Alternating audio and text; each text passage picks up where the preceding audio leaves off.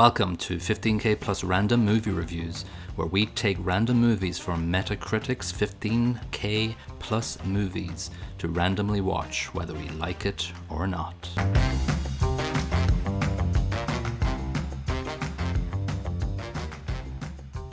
Hello and welcome to episode 29 of 15K plus random movie reviews. This is Colin. This is Niall.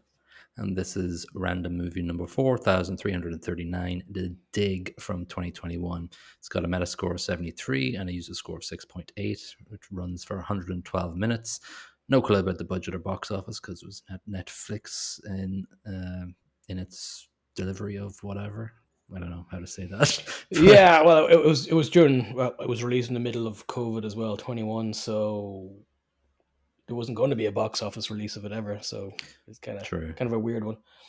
Yeah. So directed by Simon Stone, hasn't really done much anything else really, no. Yeah.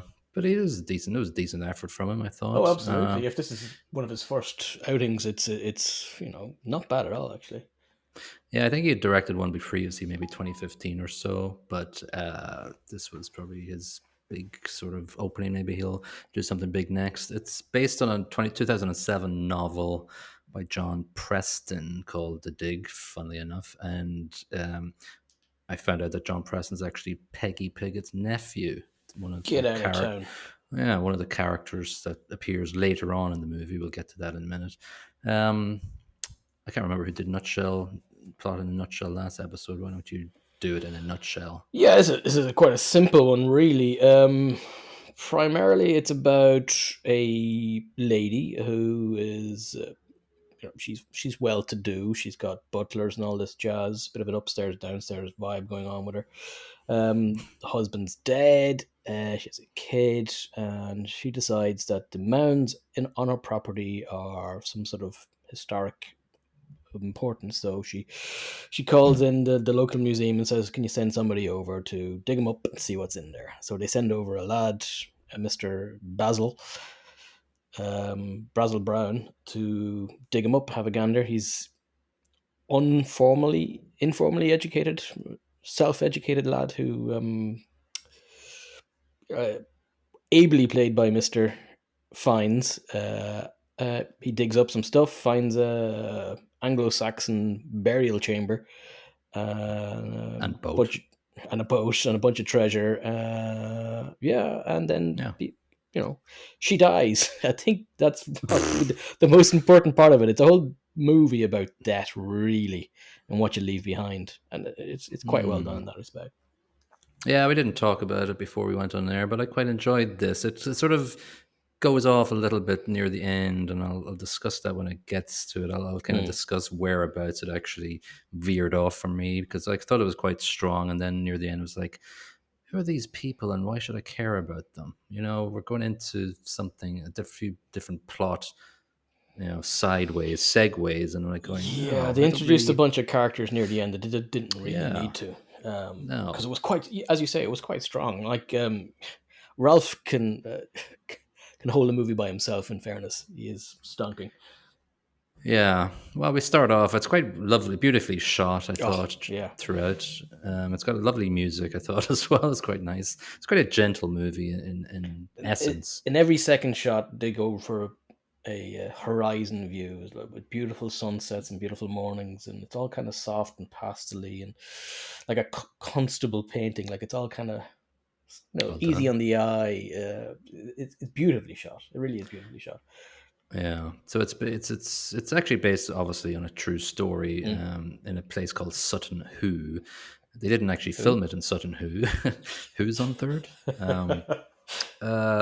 Yeah, they didn't shoot it in Sutton Hoo because obviously it's a National Trust area, but actually it was used as a tank playground during World War II for training and stuff. So I don't know if actually the mounds came through World War II intact, but yeah, it's had a long and historied past, the area. Oh, absolutely, yeah. So it starts off beautifully. Like Basil, Mr. Brown, is cycling and boating. He gets a boat across. He cycled everywhere. The real Basil Brown cycled everywhere too. I was reading up his bio there, and he basically, that was his thing. He just cycled everywhere. He would cycle like 20 miles to get to different sites and stuff. And so he was a bit of Sounds a, like me when I was a kid. yeah, yeah, on your rally. Oh, yeah. Yeah. Uh, sorry. But Yes. he, straight, my stupid brain, when he started talking, could only refer to the Fast Show, Ted and Ross. He's very much like that. Yeah. Yeah. Got that accent. And again, it's where Ralph Fiennes, in my mind, he's quite like a chameleon in this. Like he really can change accent and role, and almost his face when he's doing it. He looks plebeian almost in how he's done it. He's quite subservient. His head is always bowed down. Mm. He just plays it so well. Yeah, he plays it. He plays it gently, and it's Mm. as I said, it's a gentle movie all around. So yeah, so Mrs. Pretty, or Lady Pretty, played by Carey Mulligan, offers him something to dig up the mounds, and he was like, no, no chance, not low ball offer. I'm out of here. See you later. Yeah, He it's like cycles off, and one the pound chauffeur, 50. Yeah, you can shove that. shove that. I'm off to Ipswich Museum, back to the grindstone. But then the chauffeur drives off, hands him an envelope, and obviously it's a bit more of a package deal. And he goes, "Tell her Monday." 8 a.m. I'll be there. Yeah. So he obviously starts off this, she tells him, "Oh, I've got a good feeling about the big mound," and he's like, "No, that's looks like it's been broken into already in the past. So let's start off with the small one." So he starts off there. I did note though, one of the helpers that stick with him throughout the thing. He says, "Leave Mrs. Pretty's mound well alone."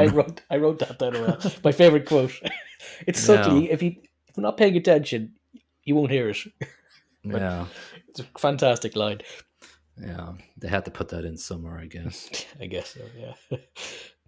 Yeah, so obviously Ipswich Museum wants our Mr. Brown, Basil, back, and they're coming in going, "Yo, we want him back." So Yeah, we it's realize how much bloody work he does, and we don't want to yeah, do it, so we're willing to pay the monies. And he's like, no, I kind of like it here.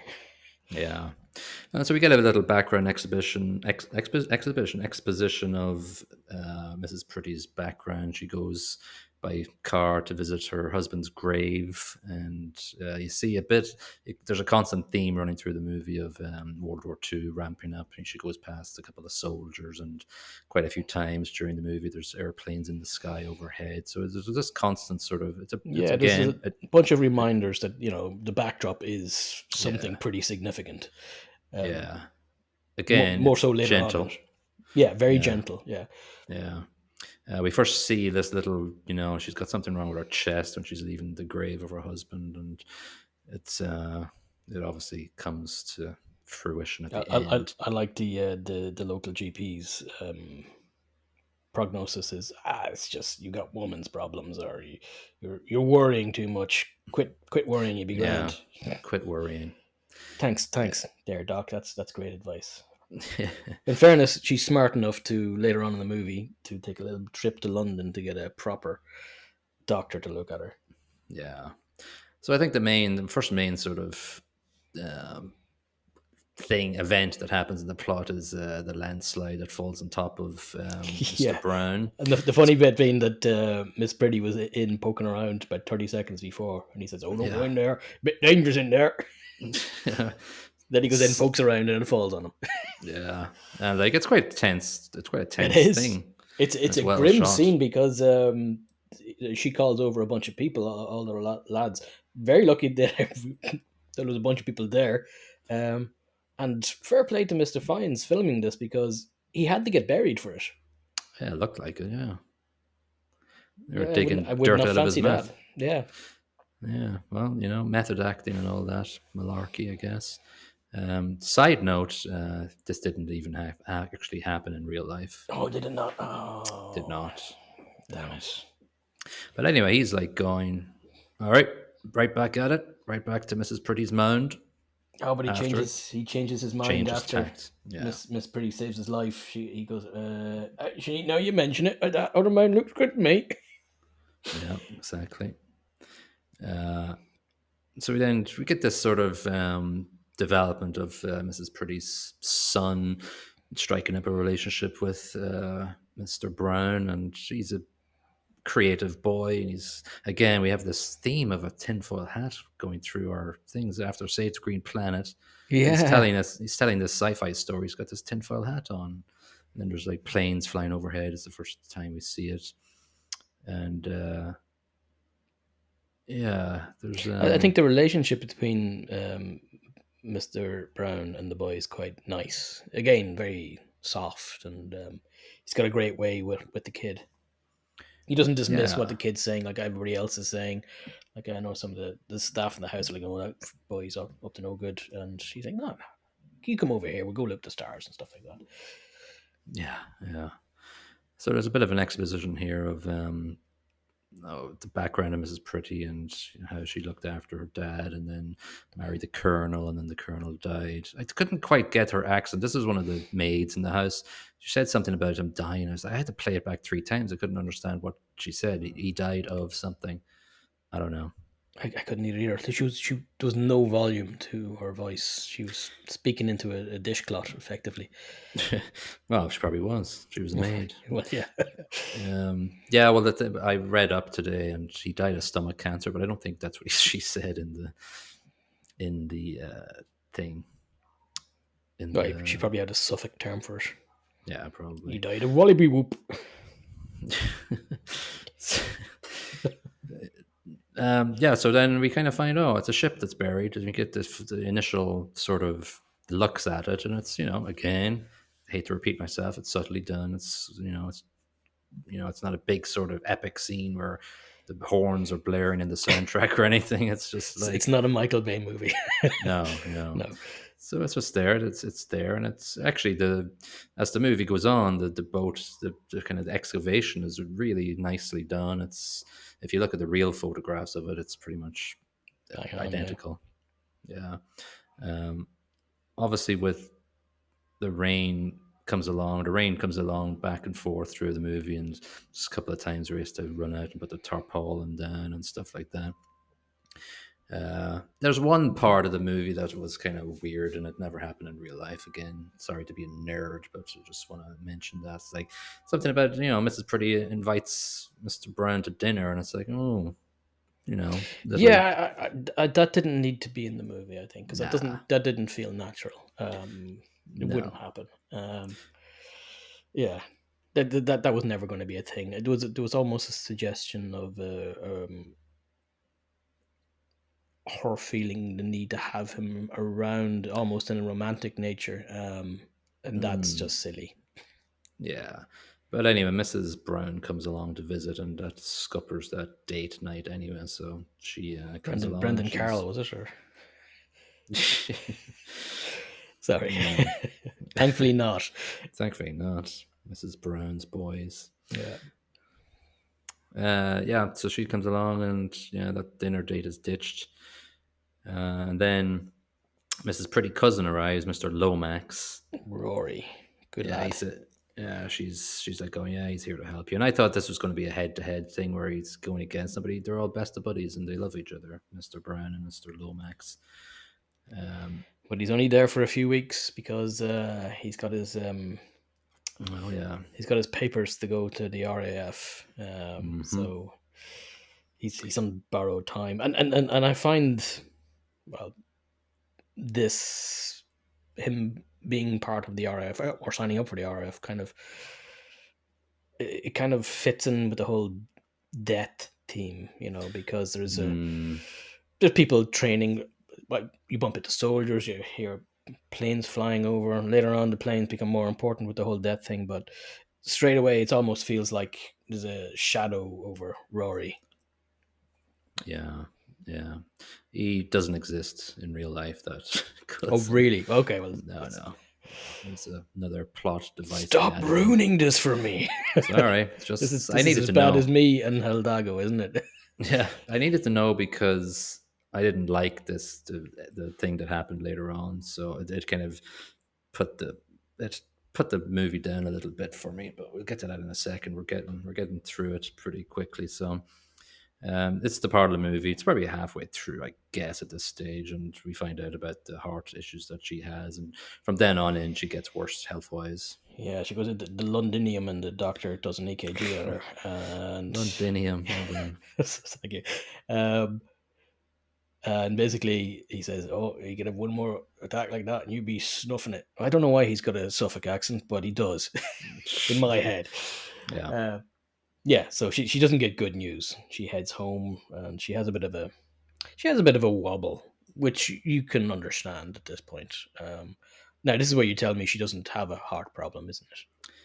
she didn't have a heart Ah, problem. God damn it! She died of a stroke Oh, okay. or a brain aneurysm type thing as well. So there was no mention of heart issues. I guess this is just another nice plot device they added in that Yeah, has yeah, it, as yeah. you say, this like specter of death throughout the movie.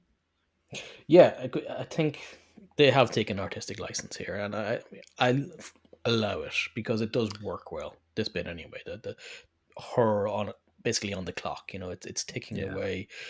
She's got her son to worry about. yeah, That really works well, especially when you're exhuming a tomb from hundreds, thousands of yeah, years ago. So it all fits nicely.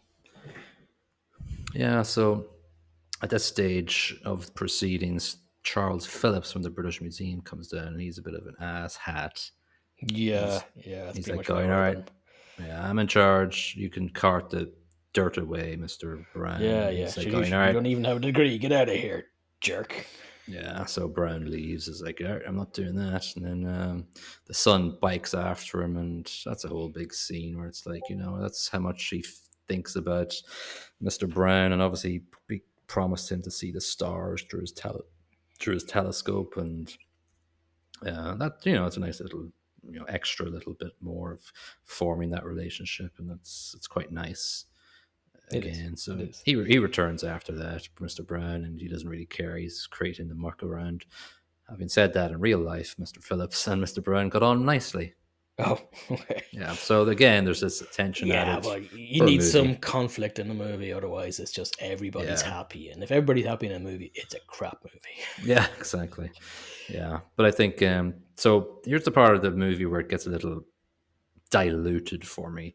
So the extra excavators turn up, Mr. Piggott and his wife, Peggy Piggott, not Lester Piggott and his wife. That would be weird. But you Yeah, were saying that Peggy exists, right? she does. She does. Okay, or did, And so, sorry. yeah, so here's the deal. Here's it in a nutshell. Piggott and his wife comes along. Piggott is portrayed as this closet homosexual Hmm. and not really looking after his wife, not really loving her, or not really like, she doesn't feel wanted by him. And so you see lots of scenes where he's like going towards this other male excavator. And then Mr. Lomax, Mrs. Pretty's cousin, gets sort of close and friendly with Mrs. Pickett. Almost jiggy jiggy. Almost. Well, yeah, they do get jiggy jiggy at the Oh, end, that's right? later. That's later. Yeah, yeah, yeah. After Yeah, they have certain a things few. happen. Yeah, they circle around each other, and yeah, it's just pivot towards the Pickett's marital woes is just not powerful for me, and I think it dilutes it from. There's actually maybe 10 minutes where you don't actually see Ralph Fiennes, and you're going, where's the strongest character in the actual movie It is. gone? I'm guessing here, but my guess is that it was another facet of debt, and if you don't take your chances in life, Mm, blah blah blah blah blah. But yeah, it is. There's no. Where's Ralph? Bring back Ralph. right. Yeah. Yeah, so just sort of then like they get a lot of screen time later, and it's like you weren't here at the start of the movie. I'm not intrigued with you, and I can't get intrigued with you because you weren't the main. It's like a soap opera where those characters come in and you have to spend more time with them, but we don't have time with these characters. There's no Yeah, point to them. to be honest, I don't care. Like I've at this point, I'm invested very much in Miss Pretty's dilemma, and I'm invested Yeah, in Mr. Brown. Both played very well, both relatable characters. And then they ram somebody in halfway, and you're like, really? yeah, and it almost feels like they were trying to make some sort of modern day Yeah, yeah, yeah, cultural yeah. dilemma where these things happen more, and they want to give a spotlight on it. that Netflix tends to do. Yeah, like I I'm trying to guess. tread lightly about around this. Yeah, like, I guess what they were trying to do was something like the was it the Imitation Game, about the Enigma Mm, machine, the movie with Doctor Strange. yeah, him. Where this story is very that where this subject matter is core to the story. The fact that he's gay and he's Yeah, living a double life. Um, it's kind of a touches on it, but doesn't really. It's too much of a subject to have just in the corner there. That it's introduced three quarters way through the movie, and it doesn't add to the movie. If you get me, yeah. No, that's how I felt. yeah, it doesn't add to this movie. The subject matter of this movie is already well established. I don't understand where this is coming from. Focus on that if you're going to focus on that, but do it from the start. Yeah. So anyway, that's our issue with this sort of plot device that they've put in here. At this point, when a Spitfire, I'm guessing, crashes near them, and they have to retrieve the dead body, and that's another specter Yeah, of and death it's looming over us. Rory who has signed up with the RAF, who jumps into the river and swims down and drags the corpse out. Yeah, So as he's doing that, he sees a picture of the young pilot's wife stuck to the cockpit. So it's kind of, I don't know, making it real for Rory. This guy is real, and he was a person, and he drowned. Obviously, he wasn't real, as you said, because this never happened. never happened. God Never dang happened. it! And obviously, Mr. and Mrs. Piggott, that didn't happen either. They divorced, but she went on to marry some Italian dude, and he went on to marry a woman. Huh. So Okay. yeah, so And there's no we will never know his sexual proclivities. We could just assume that he's actually straight, and this movie just used him as yeah. a plot device. I wonder how his family feels about that. Yeah, well, they're probably all dead at this point, so it probably doesn't matter so much. Actually, like a lot of people died in the 90, like I don't know who, 1994. Somebody died. Like they're not. Well, actually, it is long ago now. I just feel like I keep thinking the 1990s is You're an old just man, Colin. yeah. I just like 1990. Same here. Like, if an album is released in the 1990s, I'm like, oh, that's new. Wait, no, no, no, it's 30 that's a years long now. time ago. Oh my god, death is Death, looming. it's coming for us. Yeah. And anyway, so the Spitfire going down is again another little. It's obviously bringing the theme of death along, but also it's bringing along the theme of the war ramping up as well. So Lomax is called up, and he has an awkward goodbye with Mrs. Piggott, where Mr. Piggott is oblivious, Yep. and Yeah. yeah. Again, it's weird and kind of pointless. And where's Ralph? Well, Ralph is now at this big, massive tea party where everybody's celebrating this excursion, and Mrs. Pretty says, "Found and excavated by Basil Brown." And that's nice. And then there's tea party politics where Ipswich and the British Museum are Yeah, battling they're over who's fighting getting over all the the riches. treasures, which I Yeah, understand. But at this point, or just after the party, Miss Pretty decides it's going to the big museum, which kind of makes sense, I guess. More people get to see it, she says. yeah, yeah. So they Mr. Brown has to rebury the boat, puts a bit of hessian on it and some twigs and branches, and there's this big massive interlude where Mrs. Piggott drops her ring, and then Mr. Lomax comes in and goes, "Hello, I'm here. I'm back again in my I'm uniform." back and I'm feeling randy. Like Richard Gere and an officer and a gentleman. Yeah, What's the yeah. song that plays there? Whatever, they should have played that song. I know the scene. Yeah, so there's quite a nice kind of wrap up sort of scene where they're lying in the boat, and It's Robert almost is like the a son. Viking burial of sorts, but the son's Yes. weaving a story of intergalactic travel and her final travel as a galactic something or other. But Yeah. weird as that sounds, it's actually very sweet. And it's very nicely put together, and it's well acted by the little kid. Actually, No, he was um, good throughout the movie. he was. And it sounds like a terrible scene when we're saying it here, but it's so well done. Subtle again. Yeah. Yeah, it's subtle again, and like Mr. Brown is like standing at the back of the boat. He's not really taking part. He's just there, and they're wrapped up in pillows and cushions, sitting down, Mm. just where the chest of treasures were in the middle of this At, mysterious, at mystic this boat. point, my wife will not thank me for this, but at this point, my wife is in floods of tears Oh, because she found it quite. I found it was quite sweet. She found it was quite the whole death thing, and this obviously ties in with her impending departure from this mortal coil quite your wife. strongly. No, not my wife. Miss Pretty. She's got Uh, the heart thing, not the yeah, stroke. yeah, Um, yeah, yeah. so yeah, with that in mind, it's quite poignant. It feels like she's getting onto the boat for her Viking burial, sorry, Yeah, Saxon true. burial, Head into Valhalla. Is or that what they? whatever Well, the anyway, Saxon version of Valhalla is. having said, well, yeah, but I mentioned that because all of this Anglo-Saxon stuff brought me back to when I played Assassin's Creed Valhalla. Great Because game, going around great killing game, Saxons. really good. Yeah, so like you go over to England and Londinium is there, and all the other Anglo-Saxon names are there, and you go around and you fight against Anglo-Saxon tribes, and you sail your long ship down the rivers, and this really brought me back to that game, and it was really cool. It's just a nice movie. Uh, yeah, the it pretty much ends with a war declaration of there's a radio thing where World War Yeah, Two is declared, and it kind of fades to black. I think. What's the last? I can't remember the last visual scene that it just uh, fades to I from. think Was it the boat? it's Basil just shoveling, Oh yeah. a Well, whole that's lot of one thing we should. shoveling.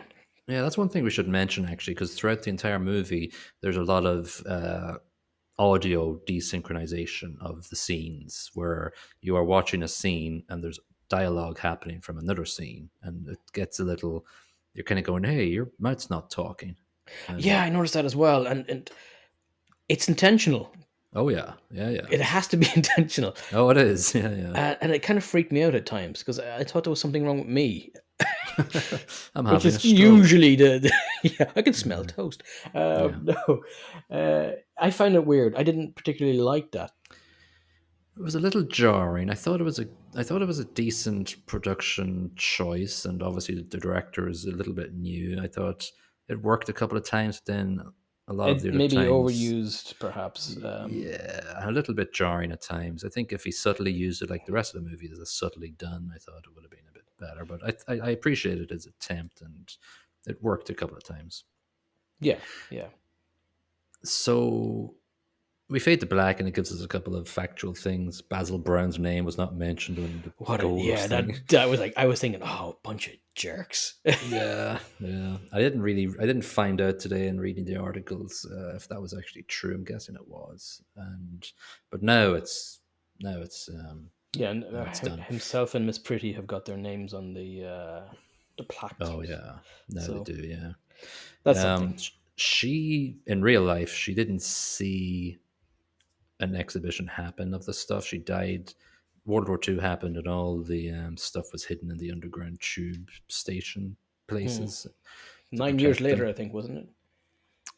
Yeah, 9 years after Edith's death, Mrs. Pretty's death, it was exhibited.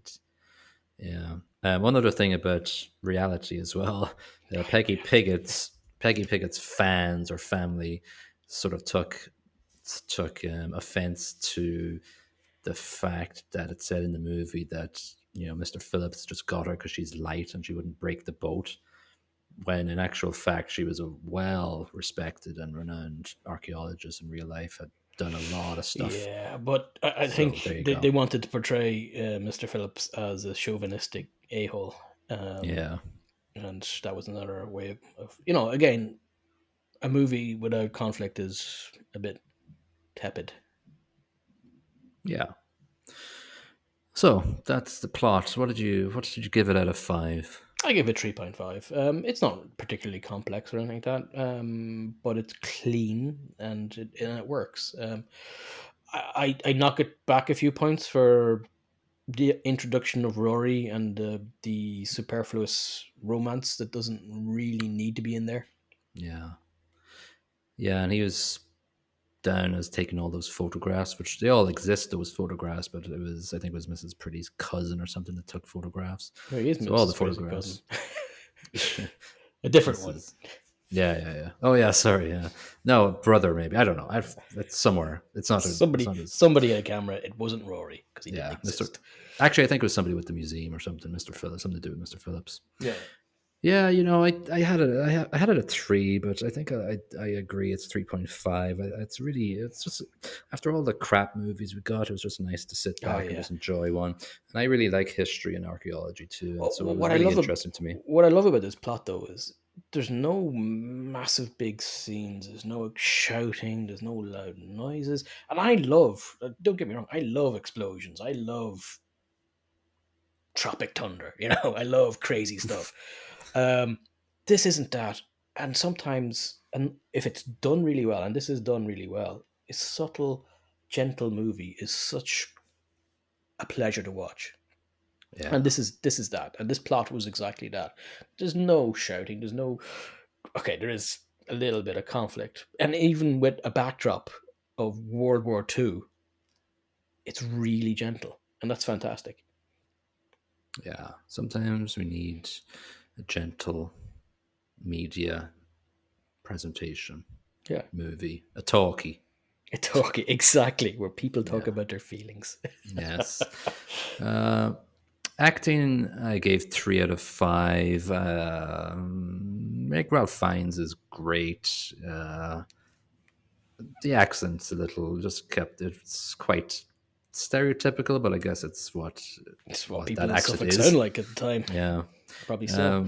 Carey Mulligan's understated role, it's quite good. Yeah, I Lily thought she was great, and James, I thought the boy was very good as well. There's a yeah. some of the supporting actors aren't fantastic. No. Like Lily James is okay, but again, I just don't want that part of the movie really. Yeah, yeah. So yeah, she doesn't get the feature in this. I give I was I've got wrote down two numbers here because I couldn't decide. I'll probably go with the lower one because I am an asshole. That's fine. I put down 3.5. I was toying with 4 because I love Ralph in this. To be honest, I love Ralph Fiennes in pretty much anything he's in. But I think he's really good, and as said earlier, he's very subtle and very soft in this, and he does that so well. Yeah. Yeah, I got a bunch. I got a couple of nominations for BAFTAs, but didn't win anything. I can't remember if any of them got acting nods. But do you know Charles Phillip, who that actor is? Ken Stott. Do you know his? He played a role He in was in The Hobbit movies. as a Yeah, yeah, yeah, yeah. You yeah. That's the only time I've ever seen him before. Balin, That's it. That's the Hobbit Bailey. trilogy. I went to see the Hobbit after a long day at work when it first came out, and I fell asleep during it. That was the right thing to do. It was very long and boring. Substantial disappointment. Yeah. Anyway, we're not So reviewing that. no, no, not yet. Anyway, Sound Brackets track. I really like this. The general theme of the strings of the piano is through it, composed by Stephen Gregory.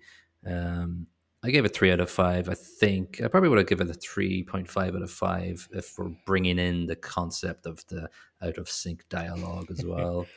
So I kind of, again, the music is understated and gentle. I give it 2.75 because I thought it was good. I just didn't notice it all that much, and that's probably a good Mm, thing. And maybe I'm being a bit harsh. It fits. It does fit, so maybe it deserves a 3. But I'm going to stick with 2.75 because I'm a ho. that's no, that's fine. What about production values overall? I really enjoyed the production. I went crazy and give it a 4. I love the scenery. I love how the horizons are in when they're shot and there's stuff happening in the foreground. It doesn't really get in the way, but it just adds to the gentle nature of this movie. Like the pastel colors, the shooting at sunset or dawn, and it's just how soft it all is. It's cozy. I like it. Yeah, it's cozy. Yeah, I gave it 3. I wasn't. I was trying to, balance it out here. Like, what movies do I give like 3.75 and above to, and 3.5. I didn't want to go crazy and Mm, bring this mm. into my top 10 or top 50 movies of all time, because it's probably wouldn't be in my top 50 movies of No, all no, time. absolutely not. It's just a really nice movie, and it's a nice change of pace if you want to, just chillax for an hour It may be the or case two. that it's been a while since we've had a good True, movie that true. it feels better than it really is. It isn't, Y- as you say, it's not in my top 100. It's a good movie. It was an enjoyable watch. Yeah, it's good, but not amazing. Yeah, yeah. Recommended. Asher Liberto in the playlist gave it 42 out of 100. He said, although the actors are a joy to watch, as always, honestly, Edith and Basil's real life story just isn't that cinematic, and the film never makes their discovery feel like our own. You wish that it was directed by Michael Bay. Yeah, you want more explosions and flashbacks to Anglo-Saxon wars and stuff. Some Actually, the one, decapitations and yeah, actually the one above it, I just need to read out because it kind of, I think it fits it better just in terms of plot. David Fear in the Rolling Stone gave it 50. He said, this is a passable substitute for the real thing. It could have burrowed so much deeper. And I kind of agree with that sentiment. If you had thrown out the side plots of the failing Piggott marriage, you could have delved a bit deeper with stuff. while I agree with the getting rid of the superfluous nonsense, I think just make the movie a little bit shorter and make it a little bit more punchier before it. Yeah, it could have been an hour and a half movie and got everything you needed into it. And Yeah. you know, if you weren't comfortable, as a director where the archaeological dig and the main players around that dig wasn't, engaging enough for viewers potentially, then maybe you shouldn't have taken the movie. I don't think, if you didn't actually believe that was strong enough to carry the movie. Yeah. Jared Mubarak in the film stage gave it 91 out of 100. Mm. They said, with superb performances, Fiennes, Mulligan, James, and Flynn shine, gorgeous cinematography, lyrical editing, and a complimentary score, the film proves a melancholic wonder that isn't easily forgotten. We didn't mention the word melancholy. It is actually It's melancholic. very melancholy. Yeah, It's exactly what this movie is, yeah. but not overly. You don't end the movie and think, "Oh my god, everything's terrible." There's a little bit of hope to it still. Yeah, there's no sickly sweet feeling to it either. It's quite a good tone to it. Mm. Great. All right, so let's bury the dig in the past. Oh, Yay! And nice. so next week, do you know what day it is next week? Christmas. No, hopefully we're still around come Christmas. But next week it's Halloween. So what we're going to do is we have the top 50 Halloween movies on Metacritic geared up, and we're going to pick a number between 1 and 50 and choose a horror movie to watch, whether we like it or not. It's probably not because I'm not a big fan of horror. No, but some of them are pretty good, and if we get a classic one, it's always great to see Yeah, it. yeah. I'm gonna Yeah, put some cushions behind the sofa. It'll be fine. yeah. All right, let's roll the dice and see what we get. We got 41, so we got probably near the furthest edge of Yeah, it where we should be could still go. good in the top 50. Okay, so we got a movie called Saint Maud. Right. Never heard of it. No, so let's see. It's Maud, a newly devout hospice nurse, becomes obsessed with saving her dying patient's soul, but sinister forces and her own sinful past threaten to put an end to her holy calling. It's got a Metascore of 83, a user Oh, score of 7.0. Directed by Rose Glass, who has done another movie that we don't know. excellent. It's got, is this an Irish movie? Because it's got a couple of actresses in it with Celtic looking names. Although it looks like a bit Welsh as well. There's a Morfydd Clark, there's Queel Fiennes Down, Jennifer L.A. Yeah, so I think it's going to be one of those indie movies that probably along the lines of The Bone Woman, who's Sarah. Oh, good. That was my favorite. Oh, it's an A24 movie. Okay. This is looking up already. I love A24. Yay! Hey, so it's from 2021 and it runs from an hour. Runs for an hour and 24 minutes. So it'll be a pretty punchy, Yeah, good, punchy thing. good. This sounds good. That's fine. Yeah, it'll be fine. It's fine. You said it was 2021. 2021. Yeah. Yeah, it's a couple of good reviews there from a couple of uh, different reviewers. So that's going to be our Halloween special. A bit disappointed it's not one of the big movies. Yeah, you think in the top 50 it would have hit something like the Halloweens or Oh yeah, they're all there, the but Shinning. yeah, they're all there. But unfortunately, our random gods always just give us stuff Yet that again, the is gods of randomness poop upon our heads. yes. But we do have a project in the pipeline which will still rely on the gods of randomness, but during the next couple of weeks or so, we're going to get our avid listeners to send us their top 10 movies, and we will choose randomly from their top 10 movies. So that will get people interested in actually listening more to our episodes because it's more popular movies.